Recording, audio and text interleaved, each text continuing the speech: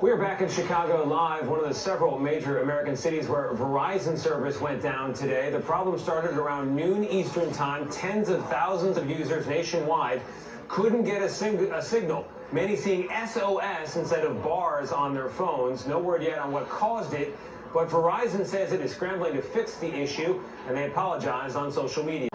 We are back with the good stuff tonight, and with apologies to Packers fans and the rest of the NFL playoff picture. Tonight, a word about the Bears. Go Bears!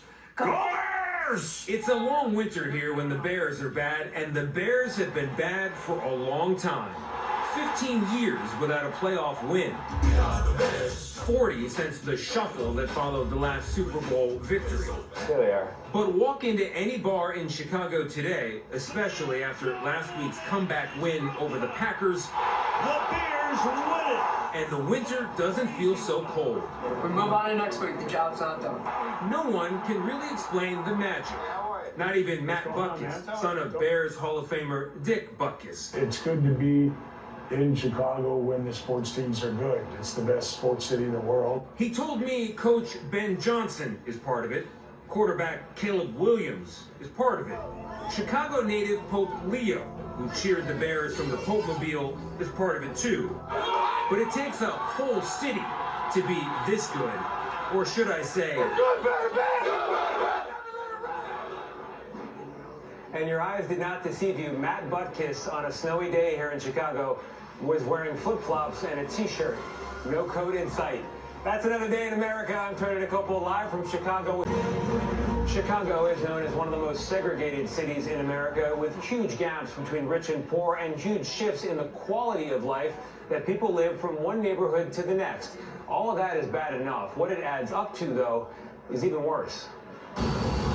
We board the L train not far from the $1 million apartment of Lakeshore Drive. And even on a snowy day, we could see a change from the train window. In a journey of just 5 city miles, residents' lives are, on average, 20 years shorter than those just up the road. 87 years in what's known as the Loop, 67 here in West Garfield Park. That death gap, as it's known, is the largest of any big city in America. Dr. David Ansel. Okay. Heart disease, cancer, homicide, overdoses, maternal infant health, and accidents. And you add those up, you get a 20-year gap. And walking into the Missionary Baptist Church here, Pastor Marshall Hatch says he's known about that gap for 30 years. What is the failure? Isolation, segregation from resource. Crime, drug use, poverty all factor in, he says. And it means businesses like grocery stores and fitness centers have stayed away.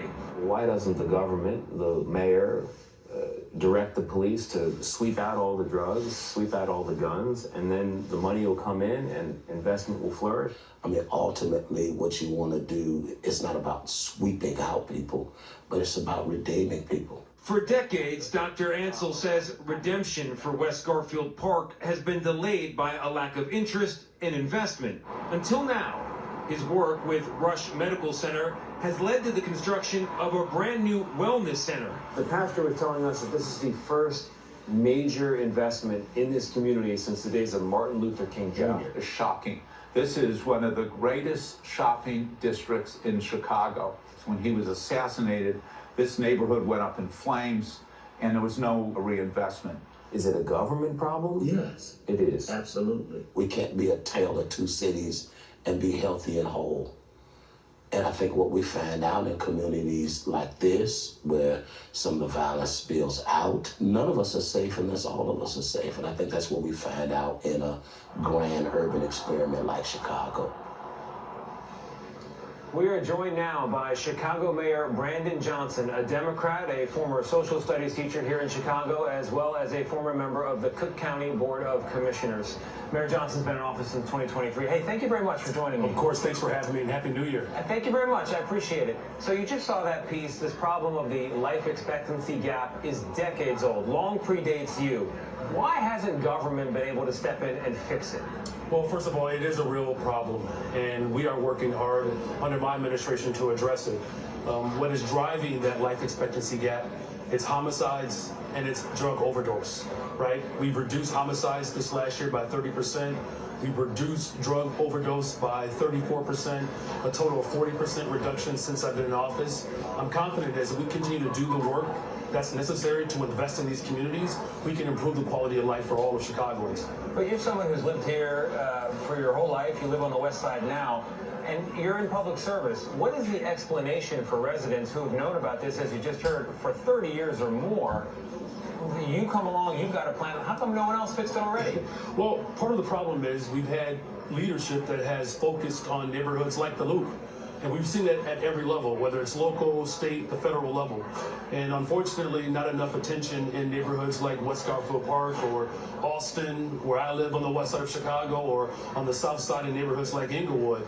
But we have transformed essentially how we are approaching leadership in this moment by focusing our attention in the neighborhoods that need these critical investments, whether it's youth employment, of course, or whether it's education, whether it's healthcare, particularly mental health care. That's what my focus has been. And unfortunately, for a very long time, every level of government has focused on neighborhoods that, quite frankly, do not need the type of investments that West Garfield Park and neighborhoods like that across the country deserve. What I learned from the doctor today there is that the quality of life that people are living in West Garfield Park historically contributes to the lower life expectancy. It's a harder life, more disease, and people die sooner. The lack of resources is a big part of that. Well, what comes first? You have to clear out the drugs and the crime, and then the investment comes, or does the investment come and that clear? Look, that's a great question. Look, it's a combination of both, right? Look, the neighborhoods that deserve investment in education and healthcare and housing, we have to do that now. But of course, we have to address, these, decades-old challenges that have been ignored for a very long time. And so that's why we have done, what the strategic partnership around policing and affordable housing, policing and youth employment, policing and mental health care services. By taking that full force of government approach, it allows for us to address the critical issue, the immediate need, while setting us up for long-term viability. What was interesting is that everyone I talked to today said, do you think we're finally at last at the beginning of the end of this problem? And people were not sure. The answer was yes. What's your answer? Well, look, I believe we're obviously headed in the right direction. We have a little more work to do. It would be great if we had partners at the federal level. We know the Trump administration just cut $2 billion away from mental health care services. That's problematic. We're investing in mental health. So I believe that we are, at the beginning of a transformation, and I'm confident if we continue to come together, we'll see the type of life expectancy for all of Chicagoans that we can be proud of. Mayor, thank you very much. I appreciate your time. Congratulations. And by the way, I think we would have had this job regardless of the election. I appreciate your support.